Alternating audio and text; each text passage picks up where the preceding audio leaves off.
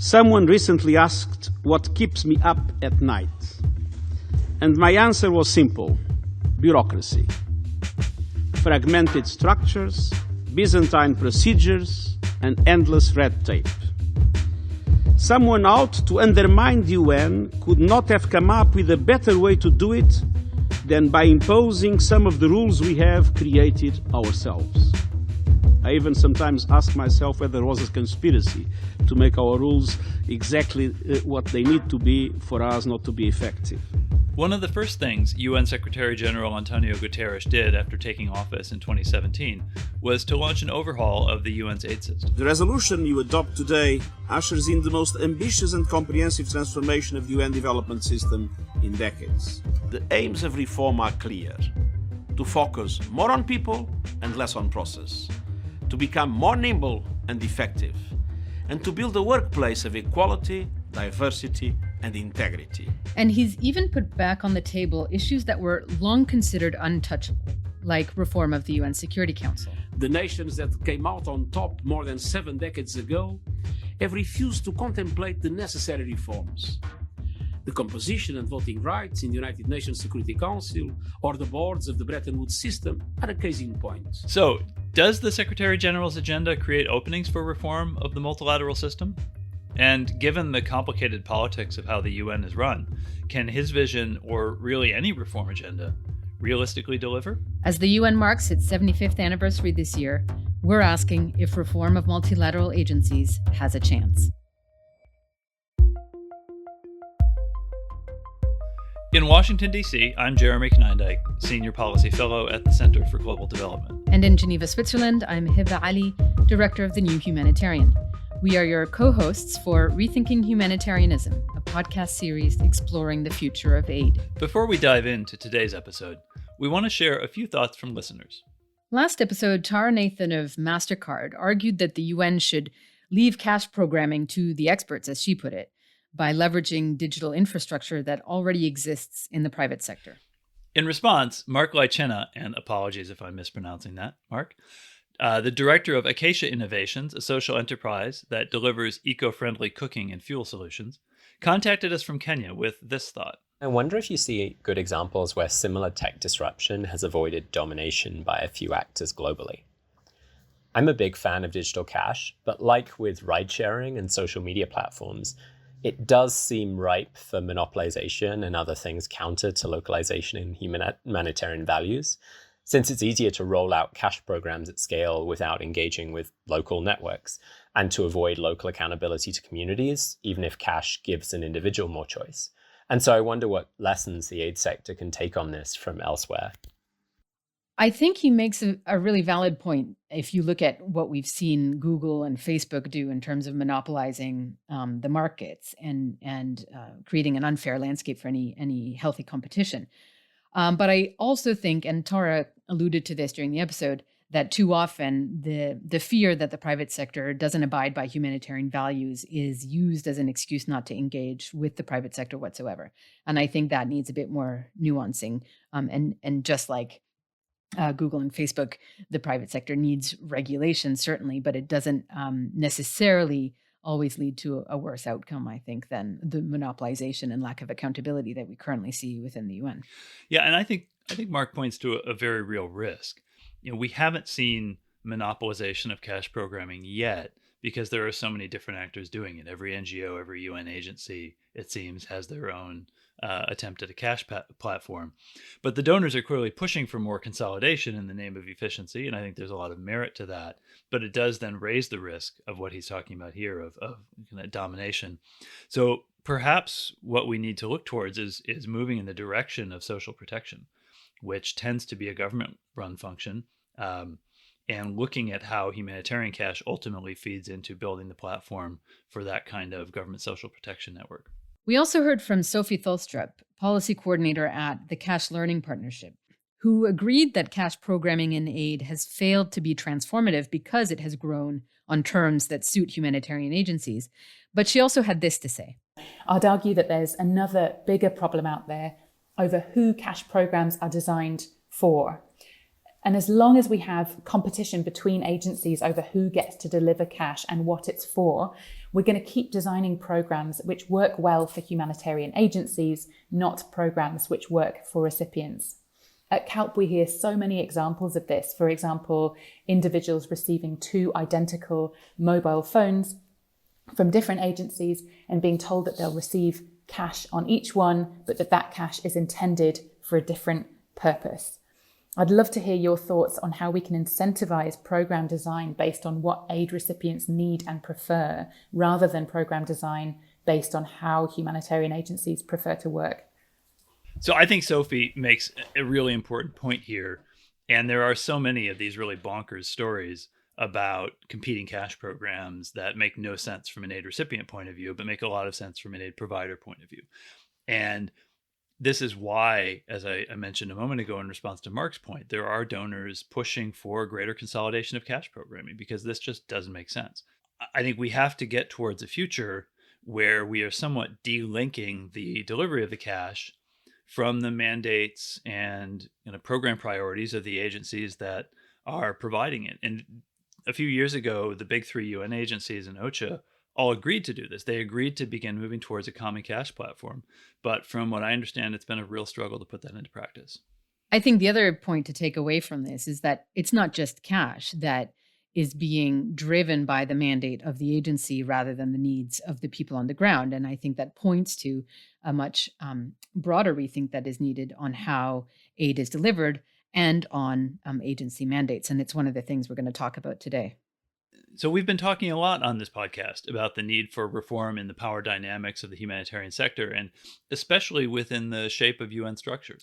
So we're spending this episode looking at how UN agencies are governed and whether so-called multilateral reform will ever be possible. So joining us today, we have 2 people with extensive backgrounds in multilateral diplomacy. We have senior UN official Fabrizio Hochschild-Drummond of Chile, who is the UN Undersecretary General and Special Advisor to the Secretary General on the UN 75th anniversary. That is a mouthful. But he is a longtime humanitarian and UN expert, and he previously led strategic coordination in the Executive Office of the Secretary General, trying to push more coherence across different portfolios like peacekeeping, political affairs, development, humanitarian, human rights, rule of law. There's a lot there. And it's not easy to keep it all together. So we're really happy to have him on the podcast. Welcome, Fabrizio. Thank you. It's great to be with you. We also have with us Ambassador Hisham Youssef, a career diplomat with the Egyptian Ministry of Foreign Affairs, who's now a senior fellow at the U.S. Institute of Peace. Hisham previously led the humanitarian portfolio at the Organization of Islamic Cooperation and was the chief of staff to Arab League Secretary General Amr Moussa.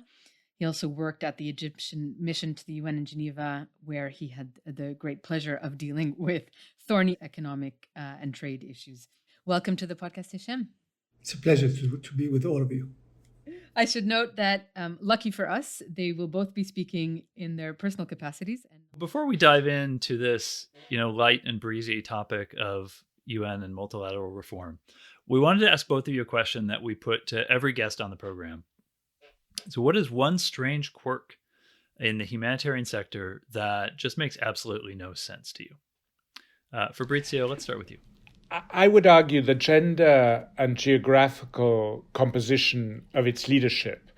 Arguably, the first international humanitarian entity was started 160 years ago with the Red Cross. The first UN envoy, then for the League of Nations, was named about 100 years ago, Nansen, after the Versailles Treaty, to look after people displaced and refugees.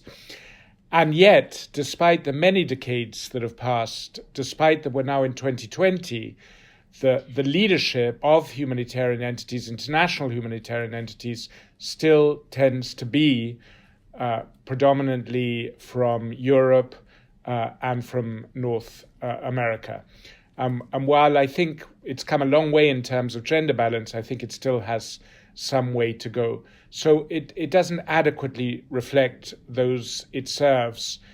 And I think that dovetails nicely with something we're going to be talking about today, which is which voices count and whose perspectives are incorporated into these power structures.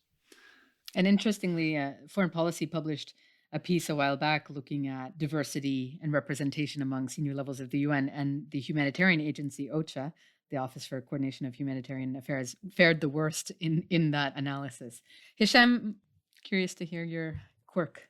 I saw countries sending planes full of tents made out of cloth in areas that were facing monsoon time and rainy seasons where they couldn't just use the tents. Or countries sending plane loads of blankets in areas that were over 50 degrees and, extremely hot. And people just didn't need blankets. So it's the behavior of sometimes countries that want to appear that they were the first to provide assistance or take one step or another, and the political connotations of some of these issues that are really sometimes odd rather than in the system as a whole. I think those are both great segues into the topic that we want to explore with both of you today, which is what are some of those incentives and power structures that shape the way the system works and what the system chooses to deliver and how it chooses to deliver it. I think one of the main challenges when it comes to the governance of UN agencies is that they are each independently governed. And so there's a lot of push to have coherent solutions and a real push around a common approach. And yet the governance of each UN agency is very siloed and independent, and that doesn't incentivize collaboration. It incentivizes competition. And so when he came into his role, the UNSG really prioritized a UN reform agenda aimed at addressing some of those challenges around the incentives, the competition, and the governance. And I'd love to hear from you, Fabrizio, how much progress has been made and I suppose also how much resistance has been faced along the way. As strange as it might sound, the UN, when the Secretary General came in, did not really have a proper cabinet-like structure. It had meetings, occasional meetings that were really for information exchange of senior managers. It had some sort of attempt at a policy formulation body that was relatively short-lived.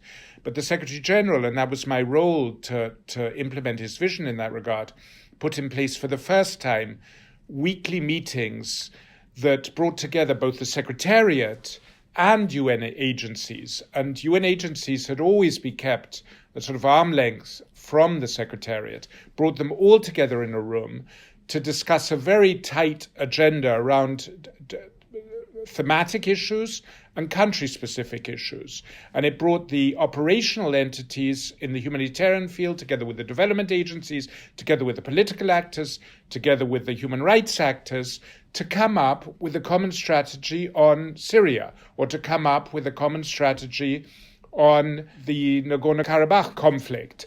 And that was the first time, as surprising as this may sound to listeners, that there was that very formalized, weekly, disciplined structure that generated decisions that then became policy for all. And it was quite a bottom-up process. First of all, it was also the first time we brought in voices from the field. So in every one of those meetings, when country-specific issues were discussed, we had the UN leaders on the ground in the meeting as well. And for them to talk directly to the Secretary General was almost unheard of before. So they were in the room via video conference.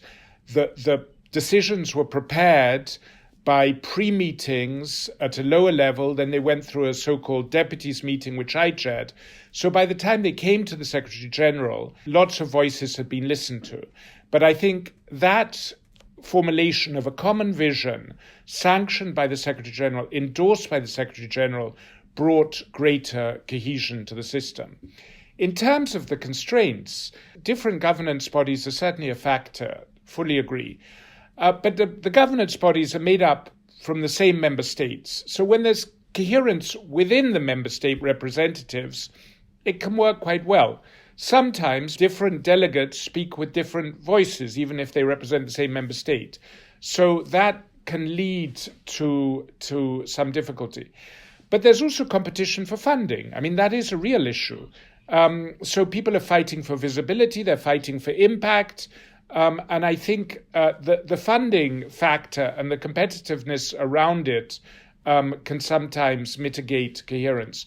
But I do have to say, I mean, I started in the humanitarian sector in the mid-'80s in the UN before any entity to coordinate humanitarian affairs.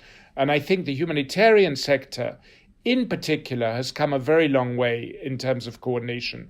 And I do think the humanitarian sector has been quite self-critical continuously in asking itself whether it's doing enough, what more it can do, and how it can improve. And I think this podcast is an example of that. If I can be very frank, there are other parts of UN activity where I don't see the same constant process of self-examination and self-assessment and the need for improvement. So I'm all for that self-appraisal, but let's not overdo the self-flagellation. Yeah, I think overdoing the self-criticism is a core part of what it means to be a humanitarian.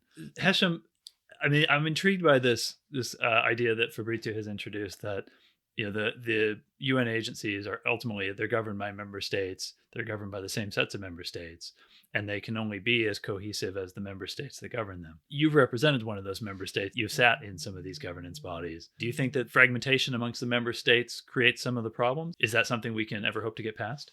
I think we have a number of issues that we need to agree on. We need to agree first, are we going to address reform in the humanitarian system as a whole, or are we talking about an approach that will deal with it agency by agency? And this is a critical issue that will require a lot of work. And then we need to talk about the philosophy. The issue is an issue of shifting the power dynamics. So it's a question of power. While in many discussions that we have in the UN system, we're talking about narrow angle of reform, about efficiency improvement, structural changes and things of that nature. And then there is even something that becomes more complicated. Are we going to address only the humanitarian situation? Or, like we have done in our discussions in the World Humanitarian Summit, for example, talk about the nexus between humanitarian and other issues? So that complicates things even further. Are we going to talk about humanitarian and development, humanitarian and conflict, humanitarian and the environment, and so on? And then comes the issue of political will. Is there a political will for change and reform?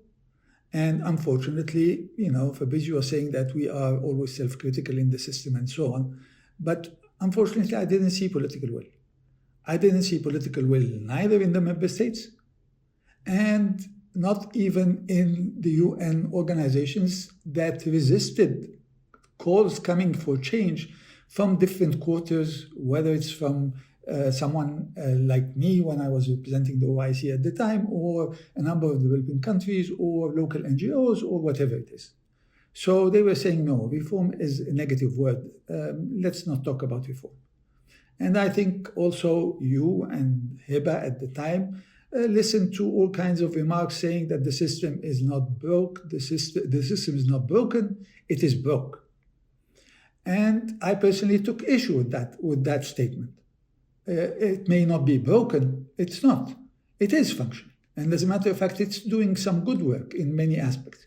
But at the end of the day, the issue is not an issue of money. The issue is much, much deeper and includes something that was also mentioned by all of you in these few minutes, those that we are supposed to serve.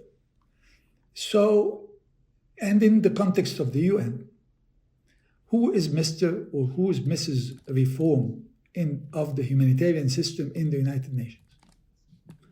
No one. Who is responsible for the thinking about the reform of the system in the UN system? There is no one. Well, wouldn't we argue that it's the Secretary General who has made this his agenda? The Secretary General has the whole system to worry about. He can't be focused on fixing the humanitarian system. And as a matter of fact, initially when he first started, the reform of the humanitarian system wasn't one part of his reform agenda. When he started, his reform agenda included 3 items: One of them was in relation to conflict resolution. The second was in relation to the Sustainable Development Goals. And the third was in relation to the functioning of the system. While I hoped at the outset that this would be one of the things that he would be focusing on.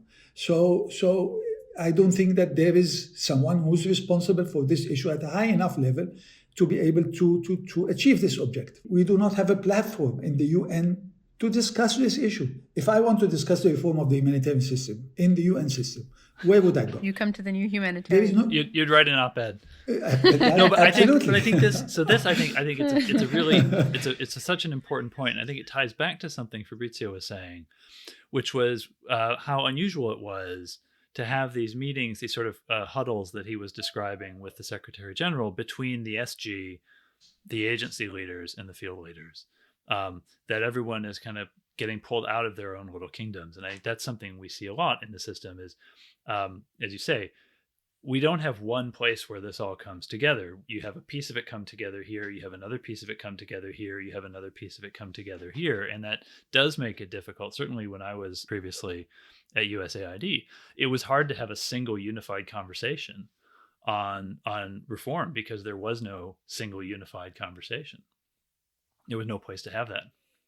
But is there any scope then to have a more collective humanitarian governance? For both of you who've been in the trenches on this stuff, would that ever fly? I think in the current climate, which is one where resource constraints are likely to grow more acute due to the traditional supporters of humanitarian action inevitably having to direct much of their resources towards national post-COVID recovery plans.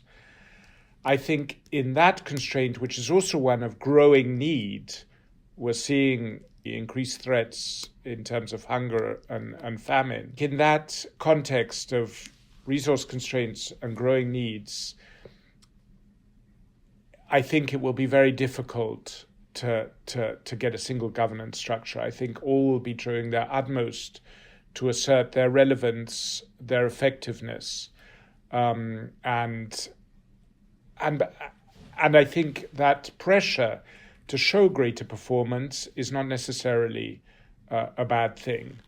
There will, I think, be greater pressure to work better together, and I must say, and I say this having worked in many emergencies, that the system does tend to come better together in emergencies. As someone once said, we're much better at dealing with heart attacks than slow onset cancers.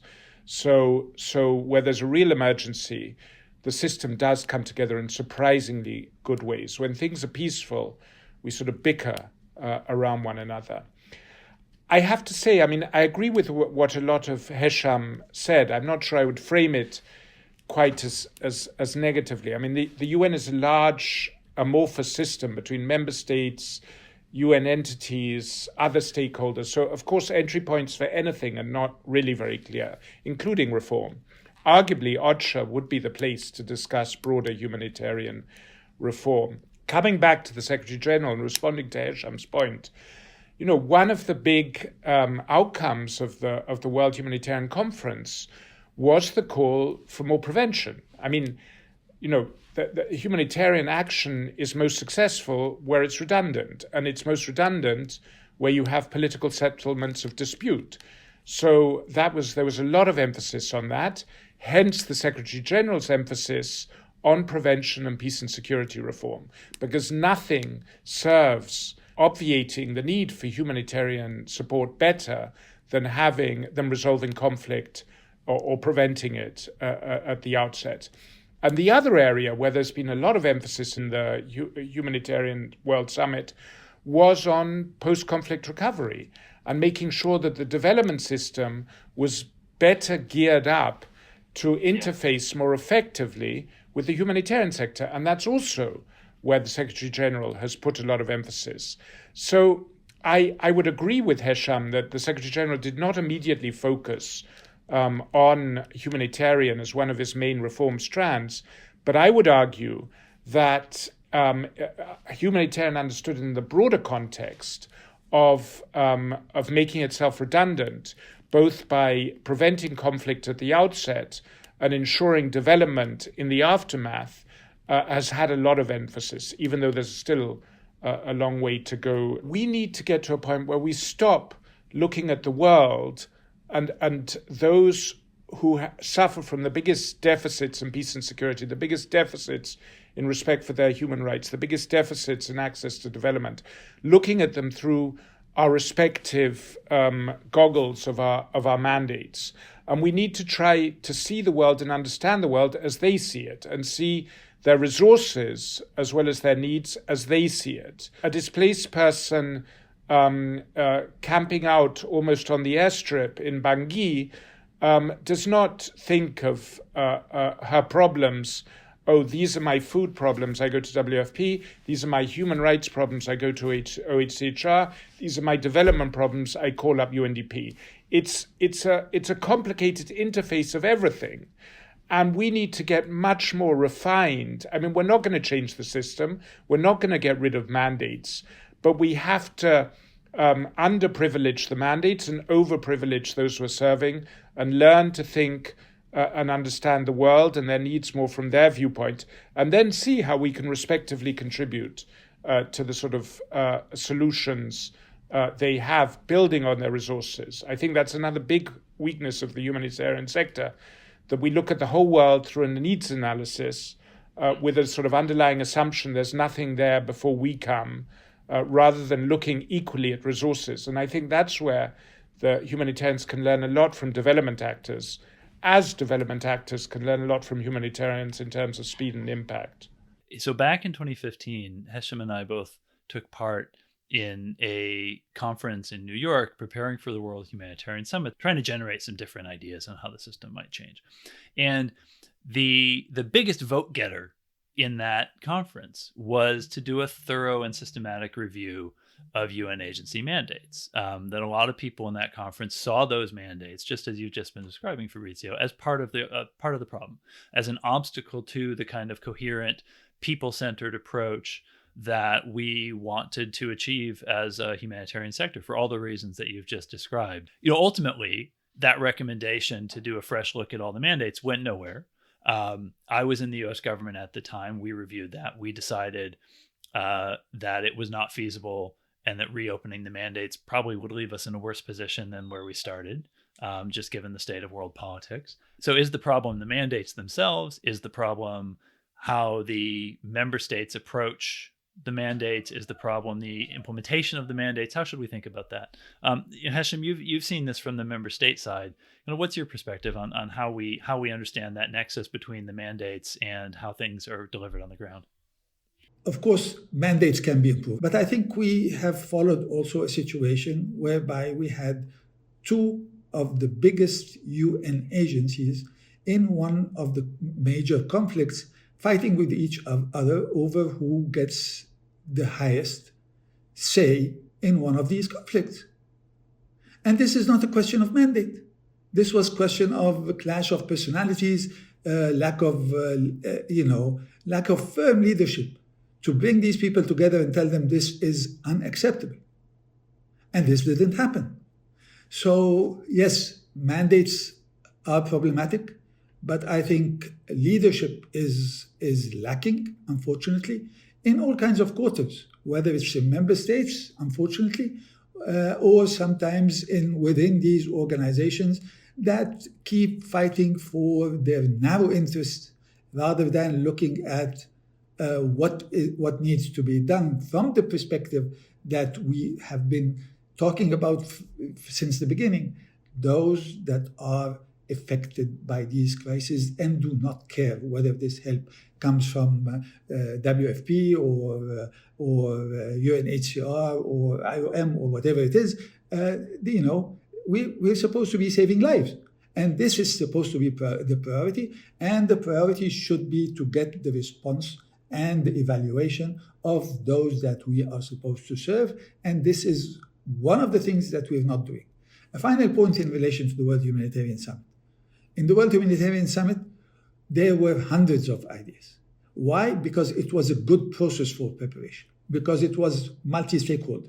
We had governments, we have NGOs, international, local. We had UN agencies. We have the private sector. We had everybody on board. So what happened with all the ideas that were generated in this summit? I know all the problems that faced the summit. I know why it didn't succeed. I know all these things. But then, okay, you shouldn't throw the baby with the bathwater. So what have we done? Only a few days ago, I went back to the website of the World Humanitarian Summit. It said that it was inactive as of February of this year. And it is only kept for research purposes. I think that's a pity. And that is a huge waste of an effort that was done by thousands and thousands of people to try to see how we can improve the system. And I think that this is extremely unfortunate. We should not have left this to just wither away. But isn't that then the perfect example of why multilateral reform is so difficult, even in a process that was not binding, that didn't try to touch on the big, difficult political questions? It had a moment in the sun, and then we moved on. So how do you sustain a kind of change process like that? I think the resistance came because it was a multi-stakeholder approach, and member states felt that they were dealt with equally alongside NGOs and others, and they wanted to take control. So they wanted a process that was similar to the process that is generally used by the United Nations. Like climate change, where you have the governments agree in Paris on what they want to do, where the governments agree on a human rights summit on what they intend to do, and so on. In all the conferences of the UN, it was government-led. And they didn't like that it was not government-led in that case, and they decided that it should not be accepted. And this is one of the main reasons why it's failed, not because it's not binding. All the UN outcomes of all the summits are not binding. Even the Millennium Development Goals and the Sustainable Development Goals, they are not binding. But still, they carry an authority. Why? Because they are adopted by member states. In that case, the UN tried to do something different, and unfortunately, they weren't able to persuade member states that this was the best way to approach this issue. And I think this is the main reason why we have not succeeded in the World Humanitarian Summit. And I think that gets to such an important point that goes back to the issue that Fabrizio was talking about earlier, which is who gets to define what success looks like in the system? Who gets to define what the system is set up to do? As you're saying, Hesham, that is member states. And when you try to go beyond that, as the World Humanitarian Summit did, when you try to go beyond that to hear from the voices of affected people, hear from communities and not just governments, there is sometimes a strong reaction from member state governments, a negative reaction to that. And I think that makes it difficult to then move structurally towards what Fabrizio was talking about, a system that takes as its starting point the perspective of affected people. Because those people and their perspectives don't have a place. They don't have a foothold in the system unless they have a government speaking for them. What I struggle with a lot is how much can we really hope to change if we can't get past that somehow? And I know, Fabrizio, within the UN 75 process, one of the things that you're doing is consultation with a lot of people around the world about what the UN system should do. How do you kind of reconcile that? How do you reconcile what you hear from populations versus what you hear from governments, and kind of how different is that sometimes? In terms of what we heard, the Secretary General did feel, and Hesham alluded to this, the international cooperation is stuck. We're in a strange situation of a surplus, in the words of the Secretary General, of global challenges and a deficit in international cooperation. So from inequality to climate change to the pandemic, to population movements, migration, IDP numbers, we have so many problems that cannot be solved by any single government on its own that require international cooperation, while there's also a retreat from the mechanisms that were set up to handle such challenges. Also because there's a perception they don't work very well. It's not just because of nationalism or isolationism. So against that backdrop, the Secretary General wanted to go back to we the peoples, the first three words of our charter, to people across the world, to hear what they saw as their priorities and fears and what they wanted from international cooperation and what their demands of the UN were. And we did this on a global scale. It's never been done before. We did it through multiple data streams which I won't bore you with. But basically, we heard from millions across the world and cross-referenced our results with independent surveys. And what we heard first is that the world is remarkably united. And that might seem like a trivial finding, except for if you sit here in New York and follow the G8 and follow the Security Council, you'd never know it. And people, in terms of the visions for the future, in terms of what they want in their priorities post-COVID, in terms of their longer-term priorities, are saying much the same things across age groups, across regions, across income levels. And those things won't surprise you. In the immediate term, it's better access to water and sanitation, it's better access to healthcare, it's better access to education. That is the most important priority. The next most important priority is greater solidarity and adjustment of our economic model so that it's more inclusive and doesn't continue to boost inequality. And in terms of longer-term priorities, it's climate change, and then better resolution of conflict, better respect of human rights, and dealing with corruption. And I think what is most striking, those priorities you could argue are self-evident, is just how broadly they're shared. And people do want more international cooperation. I mean, there's often a narrative out there that we're either nationalists, we're either patriots, or we're globalists. The internationalism belongs to a certain liberal elite, and I don't think people see the world that way. Certainly not young people. They're intensely aware of the interconnectivity of the world, that you cannot be a real patriot unless you also care about what's happening on your planet. You cannot be a true nationalist unless you also worry about what's happening beyond your borders, because whether or we like it or not, we are very interconnected. And if we needed a horrible, painful reminder, we got it through COVID. So people are looking for more international cooperation, but they are not looking for more of the same.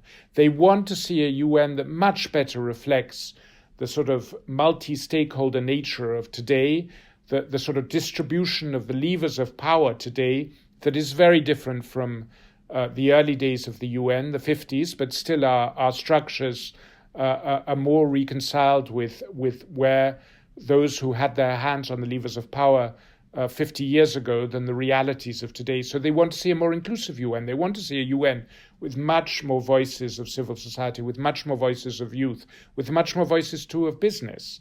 And the Secretary General will be working very much in that direction, and there are many efforts in that direction. But as Hesham said, and as Jeremy, you also emphasized, that is not everybody agrees to that. So we'll see how far we get. But I do think COVID is an opportunity, and I think if we cannot undertake a reset now, if we can't upgrade and reimagine international cooperation now across the board, we will be missing perhaps the last historic opportunity, and the consequences will be grave. So how, this is going to be just another simple question, how do you do that? Because if,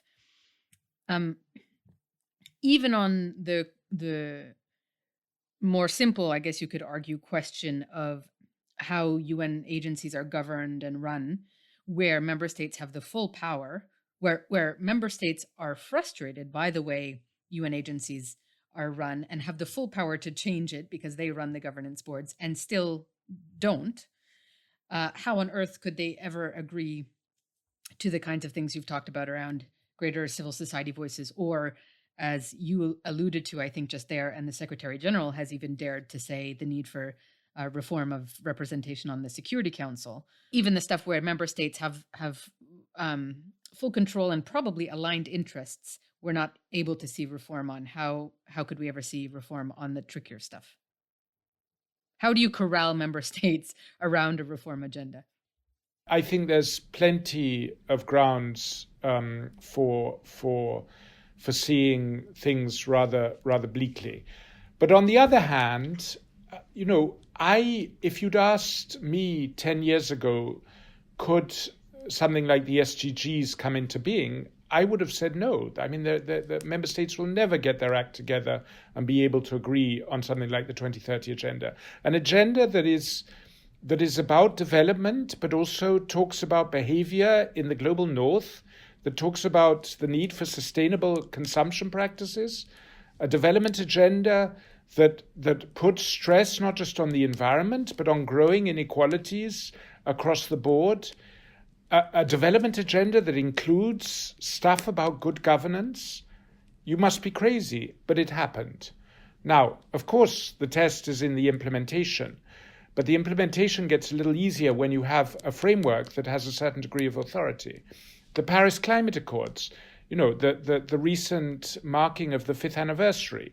I mean, again, I think most people would have been very skeptical that the Paris Climate Accords could ever have happened. They did happen. Of course, we have not gone far enough in their implementation, but they represent something to build on.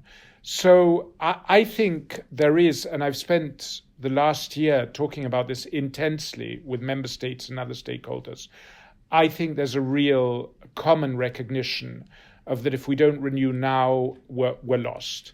And that's reflected in the UN 75 declaration, where there is a common vision set out. And that common vision has a paragraph on including more youth in decision-making processes. It has a paragraph on expanding the reach of the UN to deal with digital issues. It reiterates, and this was, pre some elections, it reiterates the importance of the Paris Climate Accord. So that the 12 priorities set out in that declaration, again, I don't think a year ago anybody thought member states would come together around. So, I think there are certain areas like Security Council reform that are just not going to happen. But I do think there are other areas where progress is possible. And I do think part of it will be making the UN more inclusive. Because quite frankly, and the Secretary General has said this, if we don't grow more inclusive, we will rapidly become irrelevant. And so, Hesham, you have been in these rooms many times as a member state representative. What does it take to deliver these kinds of changes? How feasible is it? And are you, when you and I talked about a year ago about the state of the humanitarian sector, you were quite pessimistic at that point about the prospects for deeper change, at least in the current political environment. I'm curious how you're feeling today. So do you think I was right a year ago? I think we've seen a mix on COVID. I think we have seen, this mixture of solidarity in some corners and a lot of nationalism in other corners. Going back to something Fabrizio said, I think that kind of how we handle the rest of this pandemic over the next couple of years is going to have an enduring impact potentially on how the world does crisis response well into the future. I'll give a more critical answer, Hisham. Yeah. Go ahead. If you like. I think the opportunity that COVID presented for dramatic change within the UN system has not been taken up. If you look at all the areas in which COVID could have been transformative, for instance, because of the pressure on budgets moving away from the business model of kind of just waiting for government handouts towards UN agencies, moving away from the centrality of the humanitarian system and its own ethos and recognizing how many other players actually are much more important in humanitarian response, moving towards agencies that are much more agile and can adapt in a situation like COVID, localization, et cetera. If there was ever a crisis that should have forced these changes, it was COVID, and they didn't happen. And that's even within the realm of the UN agencies, leaving aside all of the politics around member states. So I don't think we've seen the evidence for you to be much more optimistic today than you were a year ago, but let's hear from you. Yes, I agree with you. I didn't see evidence to indicate that things would be much more serious, because it requires leadership, it requires political will, and it requires champions. And we've seen some of that, as a matter of fact, in the preparation for the World Humanitarian Summit, despite all our misgivings about the grand bargain. Where is it now? It's dead. And this is sad. For example, they decided that 25% of humanitarian assistance would go to local NGOs by 2020. Now we are in 2020. Do we have political leadership, either in member states or in the UN governing institutions regarding humanitarian assistance. Those who are really willing to work hard on fundamental reform, I think not. And I think that, we keep always talking about the glass half full message, that, things are not that bad, there are some improvements and so on. But is there willingness to do something fundamental? The pandemic, I think, is important and crucial. And we will see how countries, behave in the next few years. Because in 2021, you will have 150 million people more pushed into extreme poverty. In 2021, you will have $25 billion less in official development assistance. This requires us to have new thinking. Why? Because there is no going back to normal. So it's no going back to the pre-COVID era. So in the context of this fundamental change that faced the world, how are we going to deal with some of these difficulties? Now, we're still benefiting from the period where the government handouts and stimulus packages are having an effect.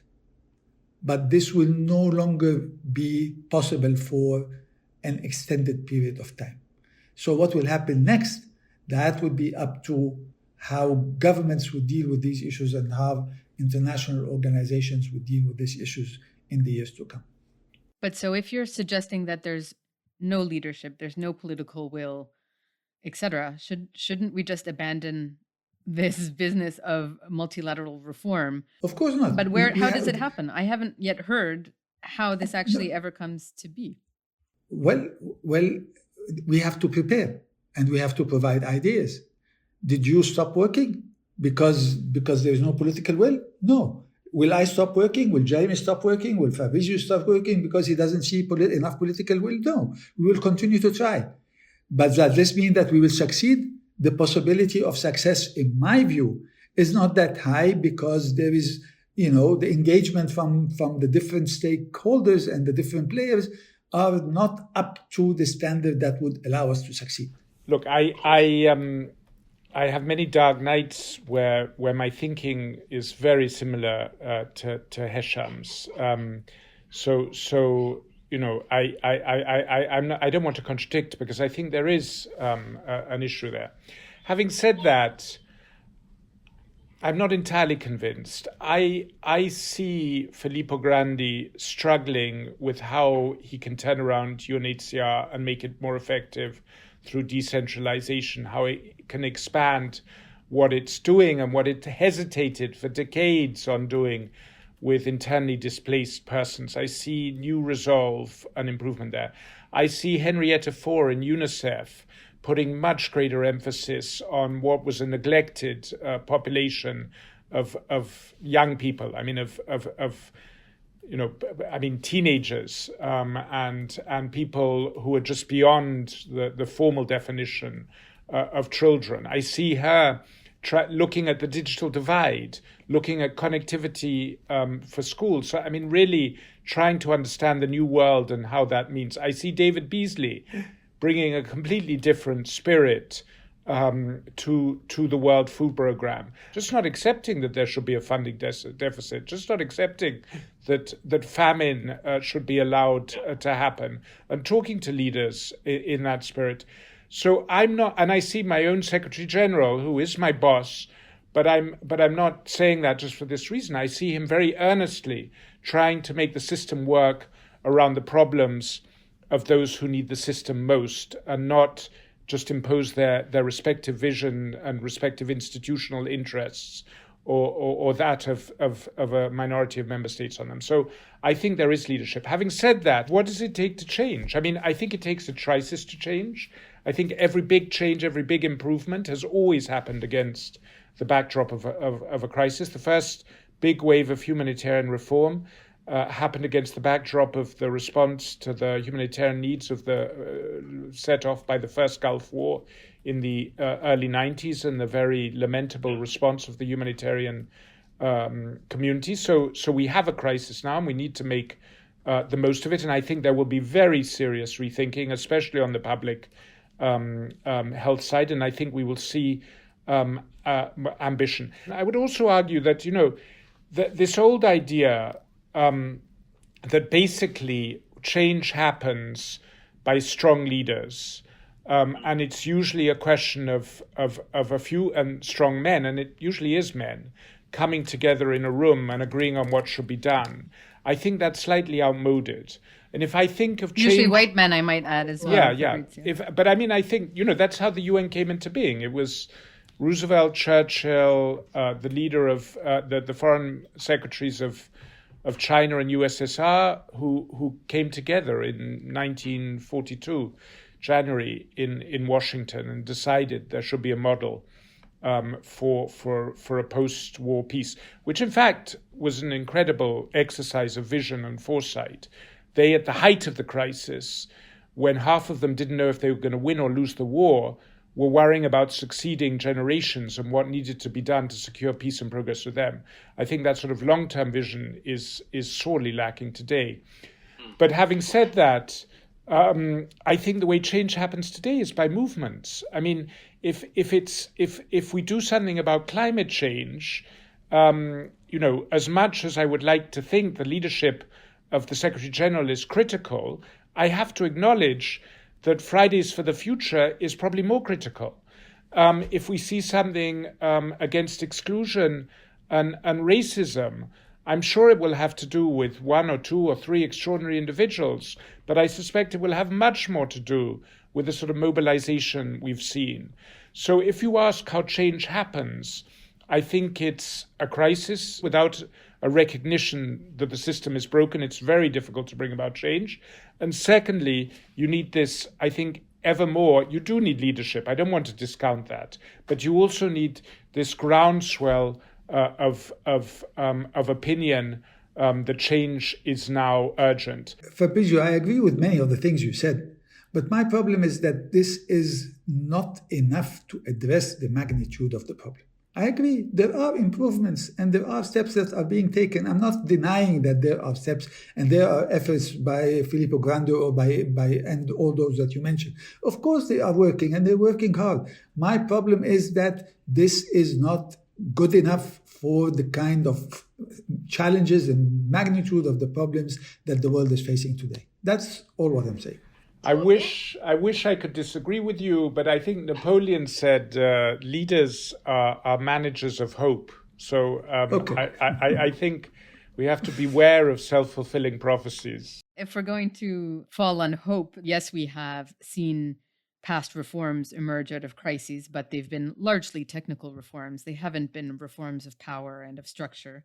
And multilateral reform is all about power and structure.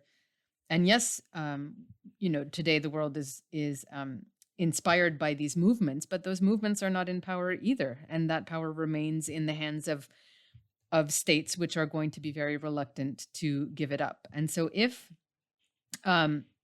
we always ask our guests on the show this question, and maybe it's the only way to answer this challenge of how you actually make this kind of change happen when it does touch on power. If you had a magic wand, and you could introduce any multi-million-dollar idea that would help address some of these challenges, the most radical or unimaginable idea out there, what would it be? I would look at the whole issue of how we understand what's going on in any given humanitarian situation, and I would make obligatory a resource assessment next to any needs assessment. And I would evaluate programs on the basis of their ability to build on those resources as opposed to ignoring them and thus often de facto undermining them. Resources meaning in this case the capacity that already exists on the ground.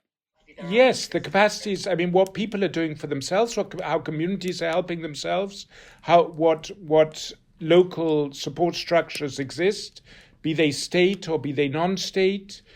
I would make local language training obligatory for humanitarian workers. I would constitute diverse groups of local leaders who would do some sort of regular performance evaluation of the humanitarian response. I would systematically have polling instruments of the type we did globally to assess response, both among key stakeholders, but also among beneficiaries or survivors or victims, whatever we wish to call them. And I would put a premium on, and this is particularly controversial among humanitarians, on cooperation and mutual coherence and mutual support between political, humanitarian, human rights, and development actors to ensure that problems are looked at not through the narrow confines of mandate, but through the real needs in a joined up and cohesive manner. Hesham, how about you? If you had a magic wand, what would you want to change? 3 things. The first one is building on what you were just saying about the affected communities. To have a more robust system to get the feedback of affected communities as to what needs to be done and how and so on. And I think this is still lacking to a great degree. And I think the second is to see how the world can empower these local communities to be able to respond to crises that hit home on their own. Whether you call it resilience, call it localization, call it whatever you wish, but people have to be strengthened to be able to deal with the problems on their own. And in relation to the humanitarian system, I think we need to follow up on hundreds and hundreds of ideas that were presented in the World Humanitarian Summit, including ideas that I thought were not that controversial, that they were difficult, but they could be done. We were discussing, for example, the need for having a coordinated system for needs assessment, that you can't have needs assessment done by every single organization on its own. I know now that there are some organizations that are getting together to have, collaborated forms of needs assessment. We need to do more of that. And for them to feel that working together is a win-win game rather than a zero-sum game, which is currently the case, whether it's on mandate or on role or on fighting each other for money or compete for financial resources, as we see happening amongst different institutions. So we have a long way to go, but I hope that the pandemic would make us much more serious in dealing with the challenges that are still yet to come. I mean, Hesham, I felt for the sake of the podcast I had to disagree with you sometimes. I have no problem whatsoever. That's what makes it interesting. Say it, Fabrizio. You're just as pessimistic in the end, aren't you? Well, yeah, but what is it? What does Gramsci say? The pessimism of the mind, the optimism of the will, or something. I mean, anyway, and Jeremy, good to see you. Heba, wonderful to see you again, and thank you for inviting us. And stay safe. Thank you both very much. Thanks so much. Thank you. If you have thoughts on whether multilateral reform is possible, tweet your comments or questions to us via @CGDev and @NewHumanitarian with the hashtag Rethinking Humanitarianism. Or send a voice recording to rhpodcast@thenewhumanitarian.org. In our next episode, we'll be looking at increasing calls to decolonize aid agencies. What does decolonization even mean? What dilemmas does it pose? And how do you go about doing it? The Rethinking Humanitarianism podcast series is hosted on the New Humanitarian's podcast channel. Search for The New Humanitarian via your favorite podcasting platform and leave a review to help others find it. For more, check out thenewhumanitarian.org and cgdev.org. And thank you for listening to the Rethinking Humanitarianism podcast. See you again soon.